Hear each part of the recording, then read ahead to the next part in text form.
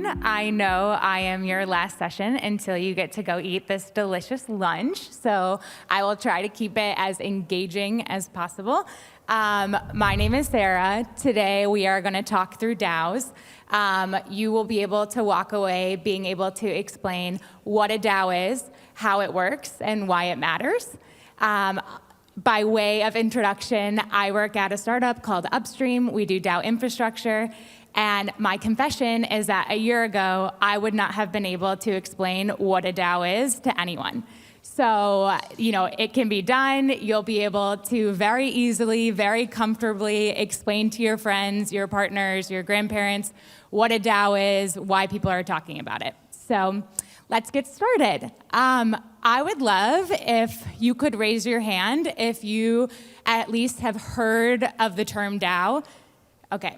So I think everyone in this room has a baseline familiarity with the term. Okay, so put your hand up if you've heard of it. Okay. And then keep your hand up if you feel super comfortable being able to come up here and explain it to everyone else. Okay, so I will be doing the presentation, but the goal of today is at the end of this 25 or so minutes, you can go out into the world and explain to someone what a DAO is and what that actually means and the behavior behind it. So yeah, what is a DAO? How do they work? And why do they matter? So in the easiest way to describe it, if someone was you have 30 seconds, explain to me what a DAO is, you could say something like, it's an internet-based community based on the blockchain that has a shared crypto wallet. They'd be like, cool, what does that mean? And I'm a visual learner, so the way I like to think about it is if you took your group message or your WhatsApp, your most active community that you're talking in all the time, you gave it a bank account, so you gave yourselves money, and you're like, okay, we have all this money, what should we do with it? And of course, if you're going to be making decisions together, you're going to want to vote. So, maybe I suggest, we should go to Ibiza, and someone else suggests, we should use our funds to do X thing. Then, as a good community would, we would vote on it. And what makes it a DAO is that all of these votes, all of these proposals would be recorded on the blockchain, which is a shared public ledger. So if we went back, we would be able to see, hey, Sarah Wood proposed that we would go to Ibiza.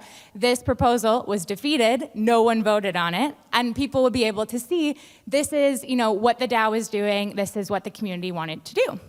So that's high level what the technology is. And so the behavior behind a DAO, though, you're like, I'm already doing this. I have, already been pooling resources. I have already been making decisions about what to do with my funds. And that's because it's a human behavior. From the beginning of time, from our first ways of being in community together, this sort of cooperation is what enabled our species to evolve, to specialized jobs. So it's a very familiar behavior. And my favorite metaphor, if you wanted to explain to someone what a DAO is, I like to compare it to an elementary school pizza party. So stay with me. And there's 5 ways I like to describe it and make this metaphor. So I grew up in the United States. I grew up in the Midwest. The peak of my 5th grade experience was this Friday pizza party. And what it meant is that we would all bring in $5, and together we would get to buy pizza. And it was everyone knew what Friday meant. Everyone knew why we were bringing money. And so that's the number one similarity between a DAO and a pizza party, is that there's a clear purpose for why you're pooling resources. It's clear what we're trying to do, why we are raising funds to do it. And the second similarity is that, yes, my $5 could maybe buy one piece of pizza, but when everyone in the class put their resources together, we could buy a lot more pizza together than we could separate. So that's the second similarity, is that cooperation actually benefits the community. So that's the second similarity. Third, so I would come in, I'm so excited, I have my $5, and then I give it into the pool, and I would get this chip. It was a white, I think it was a poker chip. I don't know if you know what I'm talking about. It's a plastic circle. People, when we use those chips to represent that you brought your money in so that you got access to the pizza. And that also meant if you got a chip, you had an opinion and you were able to vote on where we were going to order the pizza from, what sort of pizza we were going to order. It meant that because you had contributed, you had ownership in the outcome of the decisions. So that's the third similarity, is that if you contribute and you get a token, then you're able to vote. This leads us to the fourth similarity, is that they are governed by majority voting. So, for example, in my class, maybe there's 10 students, and I propose, hey, we should order pepperoni pizza. And then it would go to a vote. And we would order pepperoni pizza only if the majority of people voted yes. So majority voting, we're all familiar. And the fifth similarity is that the group is held accountable to the decisions of the proposals. So if, for example, I really wanted pepperoni pizza, I make a proposal, it doesn't pass. My classmate is like, we're gonna order black olive pineapple pizza. And everyone votes yes, and I vote no. It's 9 people yes, Sarah Wood no. The proposal passes. I might be saying, hey, I want my $5 back. I want my token back. I don't wanna do this. Because the vote passed, and the proposal passed, the money is taken out of our little pool. The pizza is already ordered. I can't just take my token back and be like, oh, well, I didn't want to do that anyway. And so that's the fifth similarity, is that when you are engaging in a DAO, you are engaging in a pizza party, your money is locked up in those proposals, and that's the way that you're governing yourself. Thank you. So you might be saying, okay, Sarah, so you're saying, I personally have been doing the behavior in a DAO since I was 8 years old. And that's true. And what we can also say, if we look back in history, we have been doing this sort of collaborating since the Roman Empire is the first recorded cooperative community. They would pool resources to do studies together. The first recorded co-op, the actual government structure, was in 1752. If you look through history, there have been artisan guilds, there have been weaving circles, there have been dairy farmers that do this sort of circular cooperation. This is in our nature, it's in our evolutionary DNA. And then we look at the timeline, okay, 2008, blockchain is created, first DAO, 2016, Constitution DAO, maybe you read about it everywhere, where they raised $47 million in an attempt to buy a copy of the US Constitution. And that was when DAOs had a moment, right? You couldn't read about crypto without people being oh, DAOs, DAOs, DAOs. So why DAOs now? If we have been doing this behavior since we were kids, since our human beings existed, and the technology has been around for 8 years, why are DAOs having a moment? And I think this answer is because it hits on this cultural momentum of a desire for ownership, a desire for contribution, and a desire for transparency. So if we think of the way that communities have evolved, our first type of community was location-bound, right? You were born into your community.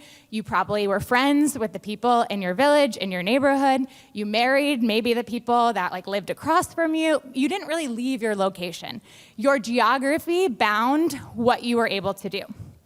And then if we go to Community 2.0, that's when people were able to gather around interests. So early Reddit, Tumblr, MySpace, you were able to have a niche interest and find people all around the world that maybe had the same niche interest. And so people then began to gather around what they cared about. And now what we're seeing is this Community 3.0, where communities are gonna be hybrid, in person and virtual. People wanna gather around things that they care about still. But more than that, if they are gonna be putting themselves into this community, they want to have ownership in it. They want to feel the upside of all the work that they're doing. And not just in communities, but in a larger macro trend, we also see this with the Great Resignation. An employee is saying, hey, I am working all the time. I am recruiting for you. I am posting about my employer on my LinkedIn, on my Twitter. That's my brand equity. And if I'm just getting a paycheck, that doesn't do it for me. I also want to be aligned in this community. And we're seeing this on like a larger trend is people want to be rewarded for their contributions. And that leads us in a perfect segue into what I would say are 3 benefits of why you might want to use a DAO for your community. So 1, ownership. So if you contribute, you get a token. If your DAO is maybe doing participate to earn, that would mean that you would be rewarded for what the community views as a positive behavior with ownership and voting tokens. So then they would bring you into the community and you would be able to make decisions in that same way. So that's one benefit of a DAO that people are talking about is this idea of ownership. The second is transparency. And I think we've seen this with people bringing money together for nonprofits, for the war on Ukraine. People began to view, maybe DAOs would be an interesting structure for a nonprofit because we want to know where the money came from and where it's going. Okay, all the money has left the wallet. Okay, was it sent to where they said they would send it to? And so transparency is also a benefit of a DAO because it's a public ledger. You can go and you can view, okay, money in, money out, where did it go? And ask those sorts of questions that in a traditional community, there is no public reporting unless it's a publicly traded company. And then the third benefit of a DAO, we talked about ownership, we talked about transparency, and it's this overall increased engagement. So I don't know about you, but I am a community lurker. And so what that means is I'm in 50 Discords and I don't say a thing. I just read and I'm poking around. People are asking for help. I'm interesting, and I'm just silently taking up space in the community. But when I feel really impassioned and really in line with what the community is doing, someone asks for some random connection to someone somewhere, and I'm in LinkedIn, reaching out to my third cousin, sisters, blah, blah, blah, because I want to help. And that adds value to the community because I'm so in line and I care so much about benefiting this entire community. And that's what people are seeing with DAOs is when you also feel like an owner in the community, you want to contribute more, you want to engage more. But so not to be all Pollyanna and DAOs are amazing, they're perfect, they're going to save everything. You cannot talk about benefits without talking about risks. And I would say one of the largest things where people are spending some time is thinking about the legal status of DAOs.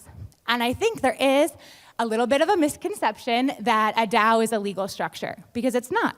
A DAO by itself would be treated in the law as a general partnership. And so what that means is if I'm in my DAO and I make a proposal and we lose a lot of money on the proposal and you are also in the DAO and are mad at me and sue me, if I haven't protected my liability, if I haven't limited the liability of myself, you could come after my house, my car, all of those things. And I'm speaking from a US perspective because that's the law that I'm familiar with.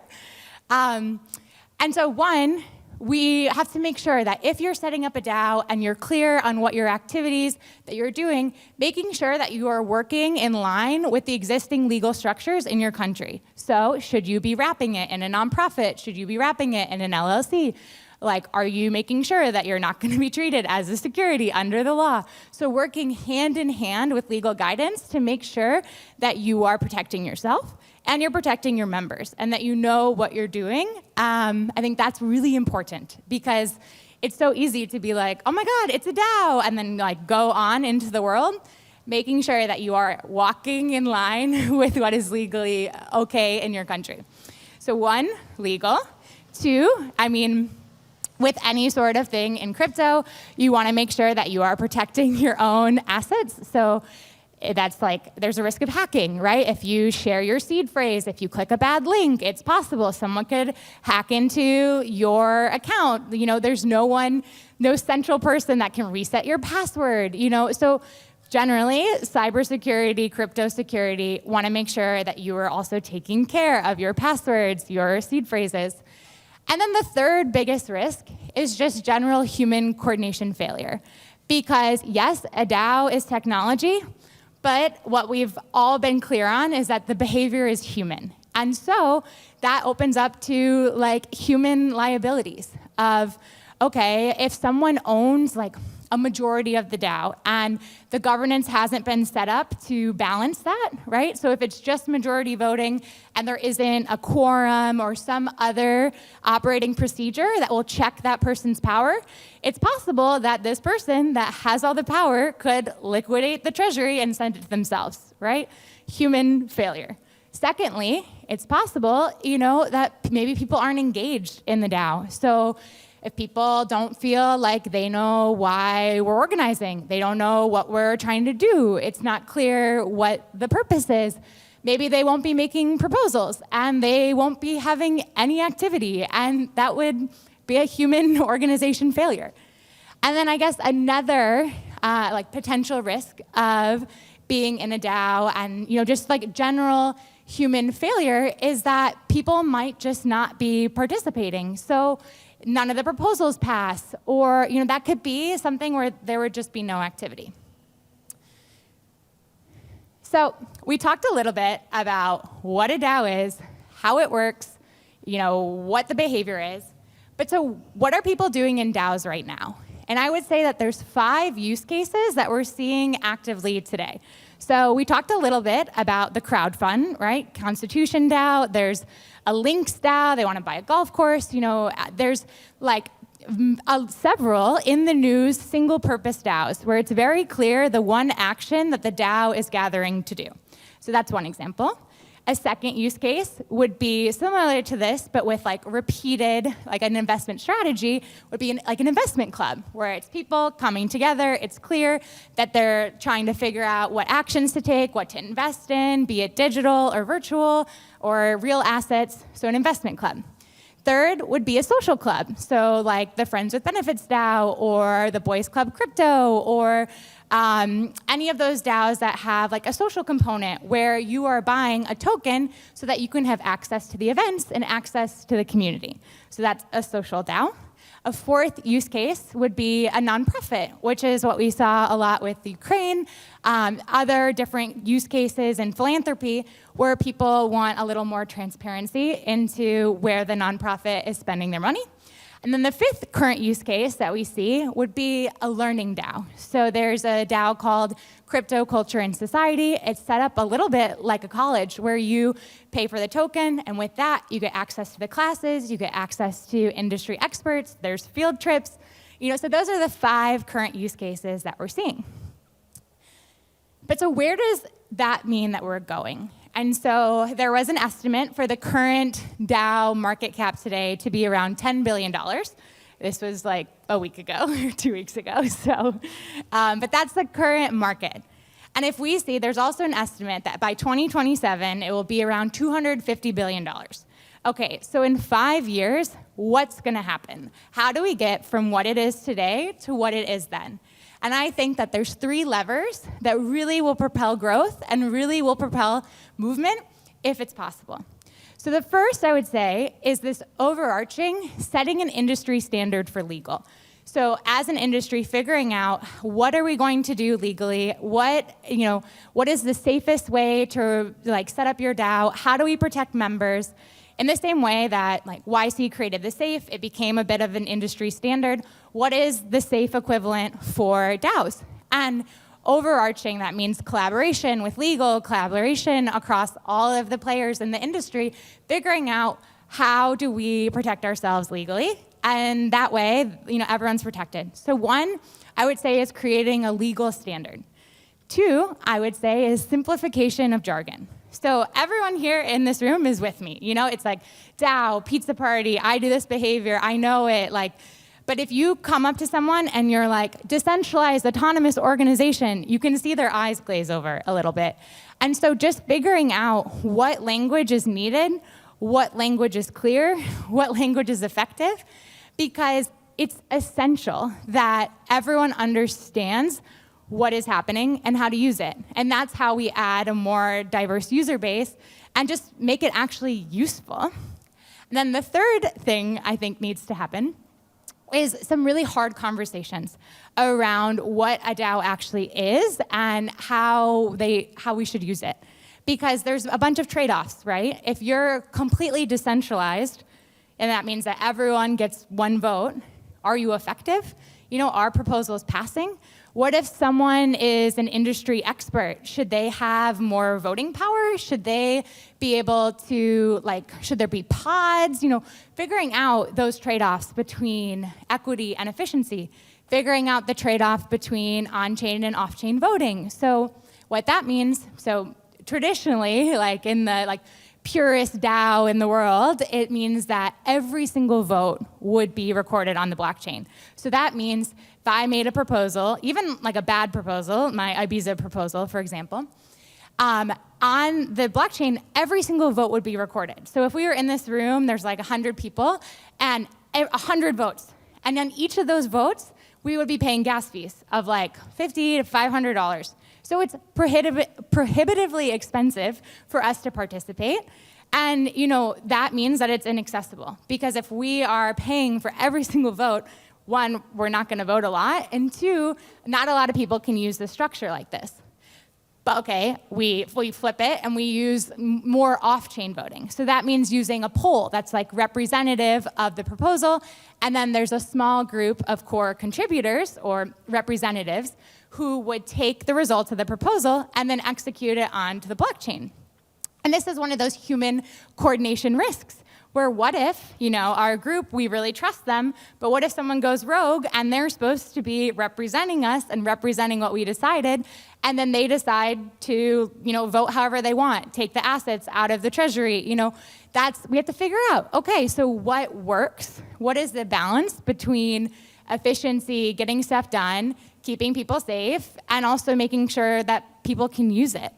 Because if we think about these numbers of, we have, today is 2022, 2027. How is this market gonna grow? And if we look back at history and we see the way that DAOs, this behavior has been used, it's been used by artisans, it's been used in agricultural, it's been used in textiles, all of these industries where DAOs aren't currently in use. And if we keep the jargon really intimidating, and if we don't, break things down like this and have conversations of okay, what is a DAO actually? This use case isn't going to be revealed. And that's where it's a business imperative, and it's an industry imperative that we make sure that we're keeping it as simple as possible so people understand how to use it and how they could get involved. So that's my challenge for us today. Is if we can think about, okay, we walked through those 5 use cases of how DAOs are currently used. I believe that the use case that will make DAOs an enduring, useful structure maybe isn't in use yet, and maybe the users who are in DAOs right now aren't the people that are going to be creating the most value from DAOs in the future. So let's think, what is a use case that DAOs are not currently in today? And I would love, I'll put my email, it's on the next slide. If you think of a use case that's really interesting, okay, I haven't seen this before, I'd love to know, because I think that's the way that the technology gets better, that everything gets better, the user experience improves, is if we figure out where the technology becomes most useful and most valuable. So today, we talked about what a DAO is, how a DAO works, why a DAO matters, and the thought I want to leave you with is that crypto, DAOs, technology in general is only as valuable as it is useful. And until we figure out how we can get the most use out of DAOs and make them creating the most value for each other and for our society, that's the challenge and that's the opportunity. So keep having conversations like these, keep asking questions, keep getting curious and challenging why things are called the way that they're called and the way that things have been currently going, because to get from where we are today to where we'll be in 5 years, I think there's gonna be a huge moment of change. All right, thank you.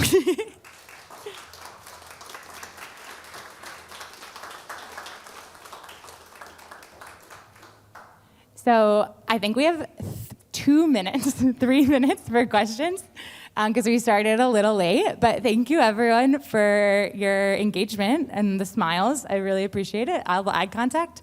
Does anyone have a question? Maybe we'll do one question, because we have 2 minutes. Or you can do a little bit more as well. Okay. Or you can try to grab her over lunch. Yeah. A private session. Yeah, if you have a question. Yeah, you mentioned different areas. Thank you for elaborating on that. What is your favorite DAO use case? I think it's really interesting. I'm super excited about the use case for education. I think that's really exciting, and social DAOs as well, and figuring out like what are ways to, because we have the privilege of choice. We can be in so many communities, and figuring out how to get in a community that's really engaged and really aligned, because personally, like all of my success has come from other people helping me, and I think when you're in the right community, your life can change. So figuring out social clubs, and then figuring out mechanisms to make sure that they're accessible, so that it's not just pay to play, but it could also be participate to earn, and figuring out the tokenomics between, we know like what a great community member is. You know, it's someone who's generous, it's someone who shows up, it's someone who, you know, goes above and beyond. So how do we actually like create the participate to earn mechanism that's actually building a healthier, more engaged community? Okay, thank you. Yeah, in education, there's still a lot of work to be done, so I agree, it's a nice area. Thanks for the question. I think 2 more questions, maybe? What is the best token economics model you have seen so far in a DAO? Yeah, I think we're actually still figuring this out for ourselves. Like, we are talking to so many tokenomics experts. So if anyone in here is a tokenomics expert sitting in Blockchain 101, I would love to talk to you, because I think we're also, like, it's a puzzle, and we're trying to figure out how to make sure that there isn't an unintended consequence, and just incentives in general can be a little dangerous. So it's a question that we are working on. If anyone else is working on it, please share your answers. But yeah, it's definitely an open question for us.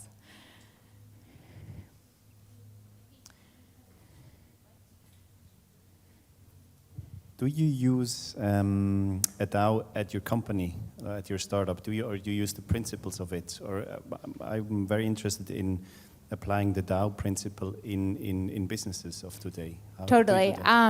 It's kind of like eat your own dog food, right? Where it's like, okay, if you're a DAO startup, like, shouldn't you also be a DAO? So I would say we are working on figuring out what to incorporate. And I think that's that third part of like, will DAOs be enduring and viral, is figuring out how do they become useful and how do they become efficient, right? Because I think there's a really interesting conversation around decentralization and specialization, because I shouldn't be making the decisions that a software engineer is making, and like figuring out who should be voting on what proposals. Should the entire DAO be voting on every proposal? Should, you know, figuring out that specialization, I think, is where there needs to be work done for ourselves and work done in DAOs in general. So personally, currently, we're not set up as a DAO because we are trying to figure out how to be as efficient and effective as possible. Mm-hmm.